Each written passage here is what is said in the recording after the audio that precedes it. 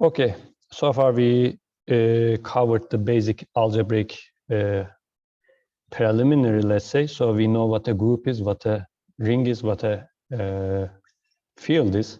So now we can talk about elliptic curves and then finally give the example as the Bitcoin elliptic curve, okay? So let's see how an elliptic curve is defined. Actually, an elliptic curve is just an equation like this. Y squared equals to x cubed plus a times x plus b. Okay, so depending on your choice of a and b's, the geometric object actually looks somewhat different. But regardless of what it looks like, the operations that we are going to define will be the same. Okay, so most of the time it doesn't matter for us. I mean, when we talk about security, we will actually mention in which kind of scenarios an elliptic curve is a weak and maybe a discrete logarithm problem can be solved there easily. We will talk about it next time when we talk about discrete logarithm problem and so on, okay? In order to talk about security first, we need to understand what an elliptic curve is. Then we will talk about digital signatures on elliptic curves. Then we can talk about the security on these curves, okay? But the general idea is as follows. We have this kind of geometric objects, and important thing is that points on an elliptic curve generates a group where the points are the elements of the group, and the addition operation defined in a very strange way, okay? So addition of 2 points P and Q is defined as the point as follows. Draw the line that passes through P and Q. It intersects the curve at a third point R. Multiply the y-coordinate of R with -1. So actually this means that just reflected with respect to the x-coordinate, and the resulting point will be your addition of P and Q. So it is a very different way of defining an addition operation, but we call that what a group was. A group is a set of elements and then operation, right? In this scenario, our set of elements are the points on an elliptic curve, and our operation is addition operation, which is defined like this. So this actually describes how you add two different points. But we need an identity element. So identity element is referred to as a point at infinity, which is actually at the top of y-coordinate someplace, okay? So let me briefly explain how this works on a figure. So we just assume that at the very far end of the y-coordinate, somewhere at the infinity, there is an identity element O, okay? So this way we can actually define the inverse of an element, because if you add this point to its reflection on the x-coordinates, this means that I have to draw a line passing through here. And normally this line intersects the curve at the third point, but in this scenario it doesn't, right? It goes to infinity. So there lies the identity element. So this is why inverse of a point P is just its reflection at the with respect to x-coordinates, and we represent it with -P, okay? Again, we briefly mentioned how addition works. For adding P and Q, we draw the line passing P and Q. You know that a single unique line passes through 2 points, 2 different points. So there's only a single line that can draw that passes P and Q. And we guarantee that it intersects the curve at the third point. Just take its reflection with respect to the x-coordinate, and this is the resulting third point as your addition operation. So P plus Q actually gives you this point. So this is how I define addition. So we only haven't mentioned how we add a point to itself, right? Here we're adding 2 different points. Assume that I want to add P to itself. So in that scenario, you have to draw the tangent line passing through that point. It intersects the curve at the second point. Just take the reflection, and we call it 2P. Okay, so this is how the group is created. We have a set of elements. In this scenario, it is the points on the elliptic curve, and the addition operation is defined like this. There is a misconception here also. Since this is 2P, if you add P to it again, you will end up with 3P, 4P, and so on. Actually, we will use it when we talk about discrete logarithm problem on elliptic curves. So we will choose a random number k, and at p to itself k times, we will be talking about kp. So since this looks like a multiplication, people think that this is a multiplication, but point addition on an elliptic curve is not multiplication, okay?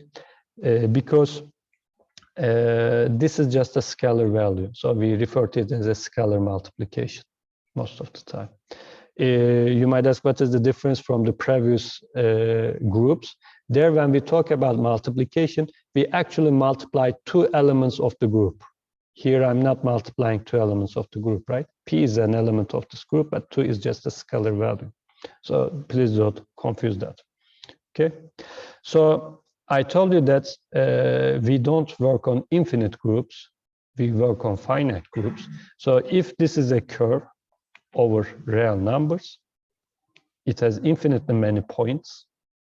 But if I limit it to a group field, let's say Z89, so I'm now considering only points whose x and y coordinates are in Z89, okay? You end up with finite number of points. That is the whole idea. And this is why we are going to work on, finite many points on an elliptic curve. Elliptic curve crypto systems were invented independently by Neil Koblis and Victor Miller in 1985. So these groups, these properties are known since 1985. Okay, so let's give more mathematical definitions instead of showing you figures. So let's focus on elliptic curves over the finite field FP. Okay. Most standards which specify the elliptic curve cryptographic techniques restrict the order of the underlying finite field to be an odd prime, so Q equals to P, or a power of 2, Q equals to 2M. So in almost every standard, you are restricted to two scenarios. Either you choose a prime number or you choose a power of 2. But there are other fields. I mentioned that if you choose any other prime number instead of 2, that will be also a field. Like you can choose 7. So 7 to the power m is also a field. But in all of the standards, you are restricted to use 2 here, or either you choose a very huge prime number. And good thing is that this part is actually somewhat harder to represent because now we work with vectors. The representation can be different and so on, but the elliptic curve of Bitcoin and other cryptocurrencies actually use FP, okay, a prime number. So for the rest of the talk, I will be focusing on this part. So you don't need to think much about the vectors and so on in this scenario, okay? So if you focus ourselves on FP, we can define an elliptic curve as follows. Let P is greater than 3 be an odd prime. An elliptic curve E over FP is defined by an equation of the form y squared equals to x cubed plus a to the power x plus b. So this is not power, this should be multiplication again sorry for the typo. Where A, B are elements of FP, okay? So you choose your scalar values here from your finite field. And you also have to be sure that 4a cubed plus 27b squared is different than 0 modulo p, okay? This is important. So the set EFP actually gives you the elliptic curve over the finite field FP.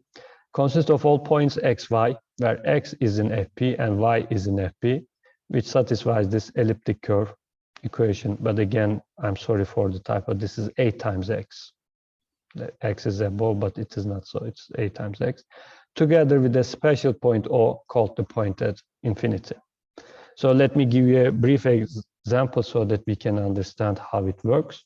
So let's choose a very small prime that p equals to 23. And consider the elliptic curve y squared equals to x cubed plus x plus 4. Recall that in general definition, we said that this is a times x plus b. So this means that I chose a equals to 1 and B equals to 4. So your choice actually determines the shape and the points of the elliptic curve, right? So let's limit this elliptic curve over the finite field F23, right? So this means that first you have to check if this 4a cubed plus 27b square is different than 0 modulo 23, and actually it is 22, so it is different than 0. So this means that this is actually indeed an elliptic curve, okay? So we choose a prime number, we choose an elliptic curve and show that this is an elliptic curve. Next point is, what are the points of this elliptic curve, okay? So this elliptic curve actually has 29 points if you include also the point at the infinity, okay? So there are 28 points listed here, and there's also the identity element, the point at infinity. So you might think how I can actually see that these are points on the elliptic curve, or how can I count the numbers of points on an elliptic curve? Actually, it is very easy in this scenario since this is a small number. So recall that we limited ourselves to the finite field F23. For instance, for the x coordinate, you can take x equals to 0, right? So take x equals to 0.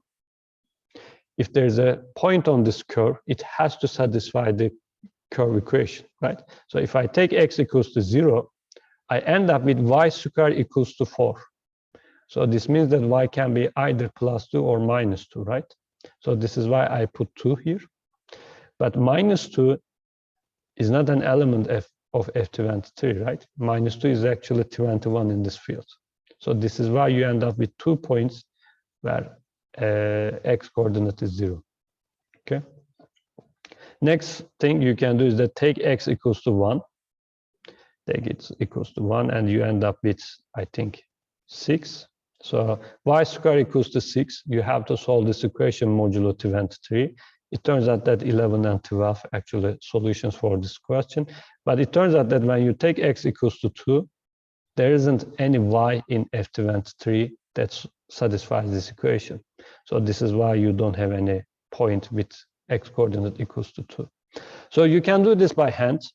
You can repeat this process starting from 0 to 22 and obtain all of the points on this curve.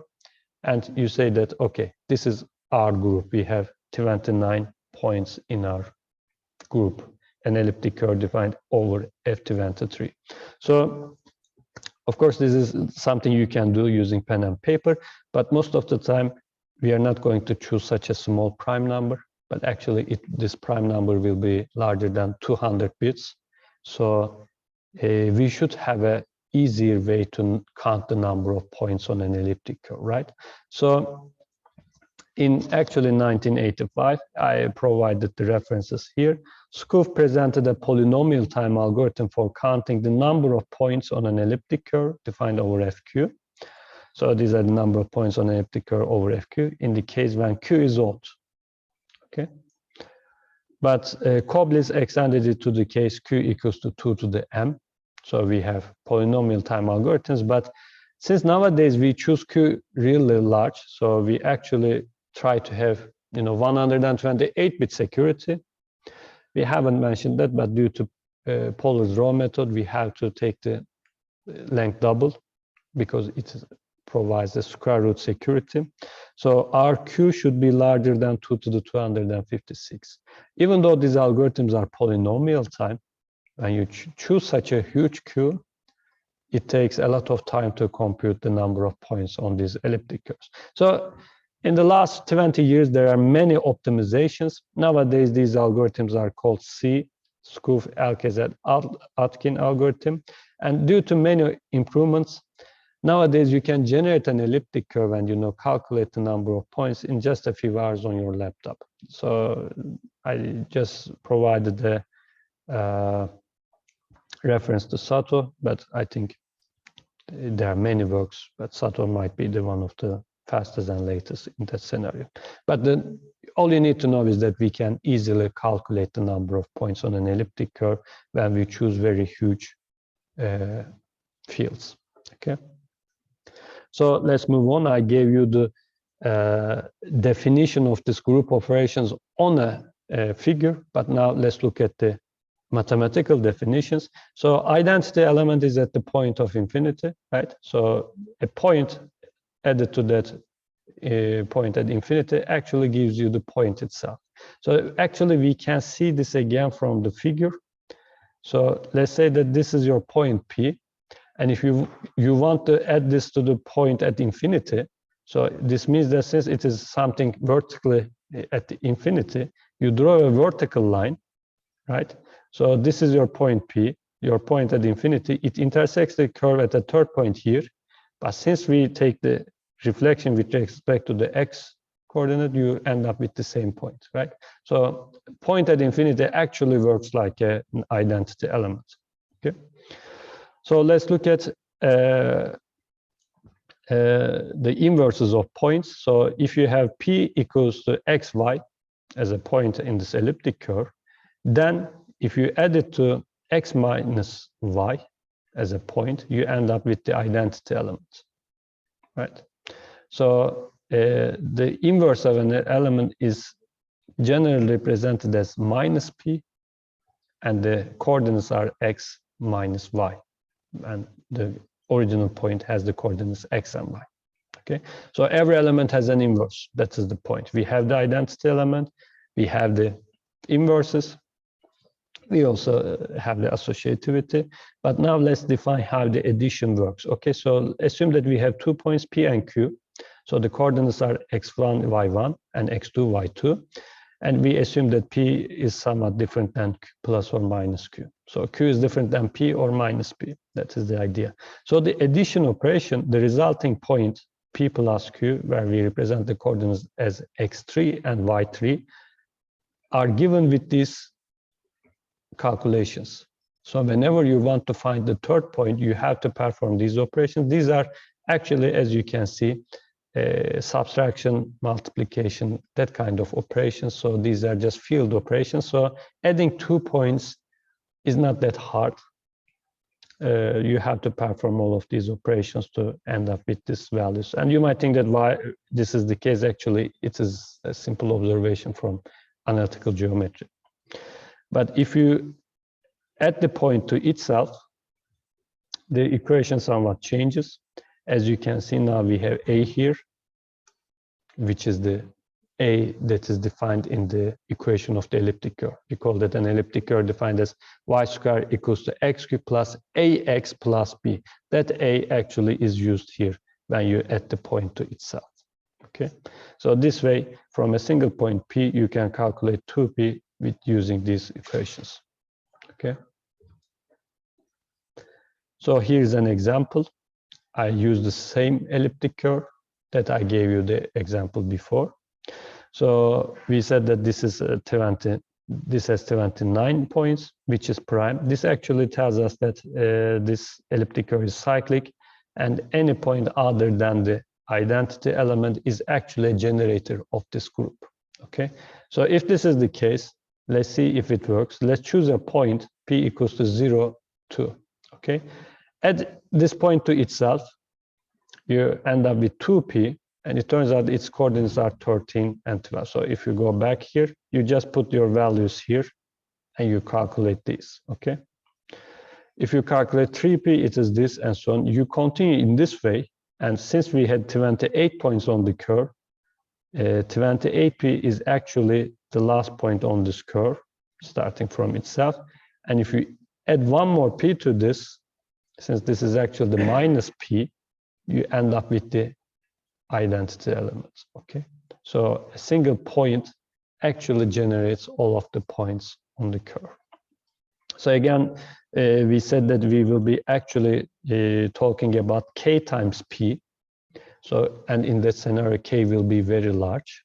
So you should have a very fast algorithm to compute K times P. But this is actually an operation that is performed in every group, in multiplicative or additive group. There is easy way to do it. For instance, assume that you want to calculate 16P. You don't have to add P to itself 16 times, because what you can do is as follows. Add P to itself and obtain 2P. Then add 2P to 2P, you obtain 4P. add 4p this point to itself, you end up with 8p. And add this point to itself, you end up with 16p. So actually, you need to perform a lot less operations to obtain this kind of scalar multiplication. Okay, so this is what we are going to use in digital signatures. So with all of these definitions and everything, now we can actually talk about Bitcoin's elliptic curve. Okay, Bitcoin, you have to choose an elliptic curve to perform digital signature operations there. So actually, Satoshi could choose any elliptic curve, but he chose SegP 256K1 curve. Okay, this curve is defined in Standards for Efficient Cryptography, Certicom Research. I left the link here. You can go and look at the elliptic curve there. So this is defined as follows. This elliptic curve is y squared equals to x cubed plus 7. As you can see, there isn't any ax here because a is chosen as 0. These are generally referred to as Koblitz curves. And this is actually done. A is chosen as 0 so that some of the calculations will be a lot faster. Okay. B is chosen as 7. And this is defined over fp, a prime p, but this time p is chosen as something very large. 2 to the 256 minus a few small numbers. So the result is actually a prime number. Okay. So this p actually represented in hexadecimal. So all points on this curve are valid Bitcoin public keys. Okay. And this is also important because if a public key doesn't belong to you and you write it in a wrong way, you might transfer a Bitcoin to a public key, but whose private key is not known by anybody else. So you can send some coins to some invalid accounts and nobody can withdraw them. Okay. So in hexadecimal, P is represented like this. As you can see, we have small subtractions here. Those only affect this part. So it is deliberately chosen like this. And we need a base point to use all of these operations. Okay. So the base point G for this elliptic curve is defined like this. So the first part, 0, 4, is actually tells you how this point is represented. And 0, 4 means that this is an uncompressed version of the point. This means that these parts, the first part is the x coordinate and the second part is the y coordinate of that point. Okay. So you can easily divide this part into 2 and realize that the left part is x and y part is the second part. And sometimes people use compressed notation. So instead of giving you the both x and y coordinates, they sometimes use only the x coordinate. In that scenario, this 0, 4 actually turns into 0, 3, and they simply tells you the x coordinate because maybe you can obtain the y coordinate from the definition of the curve. Okay, so we will take this base point and look all of the points this base point can generate. Okay, if you do it, the order of n is something like this. As you can see, this number is smaller than this one. So we choose a prime number, define the elliptic curve, choose a point, then we focus on the points that is generated by this point. Okay, and the number of points generated by this point, so the group, is somewhat a little bit smaller than this prime number, but it is still a huge number. So any actually public key or a Bitcoin account is actually can be written as something like k times g that is generated by this number. Okay, so you might say that, okay, I've seen many many Bitcoin wallet addresses, but they don't look anything like this, right? Because this number, for instance, you want to use base point G as a public key, then this is a very huge number. So what happens in practice is that you take SHA-256 of that point, then calculate RIPE MD 160 of that point. So you end up with 160 bits. Okay, even 160 bits is too much to represent, and most of the time, instead of hexadecimal notation, we use base 58 or something so that it looks somewhat shorter. But there are many different ways of representing wallet addresses, which we will see when we talk about wallets. Okay, so in the last slide, again, I want to correct a lot of, in this course, we talk misconceptions a lot. So there's a huge mistake in the internet and books. So let me take a quotation from a very good book that is published a few years ago by Wiley. And in that book, they say that Bitcoin uses the SEC P256K1 curve defined by the National Institute of Standards and Technology, NIST. Okay, so this is completely wrong. I will explain. And another quote I found from the internet when I was just searching last night, somebody says that Satoshi chose this curve for no particular reason. So I beg to differ at this point, okay? Actually, the misconception is that this curve is not a NIST curve, okay? Take any NIST documentation, you won't see this curve there, okay? So this is actually a choice, a decision that is made by Satoshi, because many previous standards by NIST actually weakened by NSA.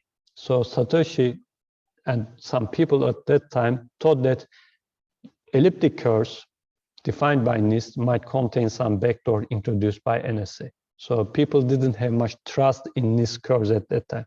This is why Satoshi chooses something else. Okay, so I beg to differ for both of these quotations, because this curve is not a NIST curve. And yes, you can choose many elliptic curves, but there is a very meaningful reason to choose this one. One of them is security and one of them is performance, okay? You can use many different curves, but the performance and the security are somewhat different, okay?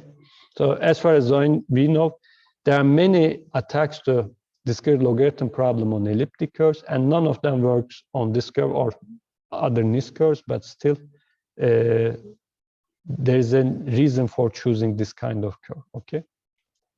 And again, it is not a NIST curve, but I have an inside information, and I learned that in the future, NIST will include this curve in their documents for interoperability, because this curve is now very famous.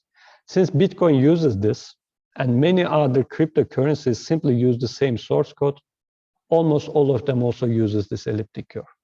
For instance, Ethereum elliptic curve is also this one. Okay, so for interoperability, we need to have this curve in our standard. So this is why NIST will include this in the future documentation. So maybe if you watch this video in the future, you will see that this curve is actually listed in some of the NIST documentation. But the choice of an elliptic curve is somewhat very important, because it affects the performance and it affects the security. Okay.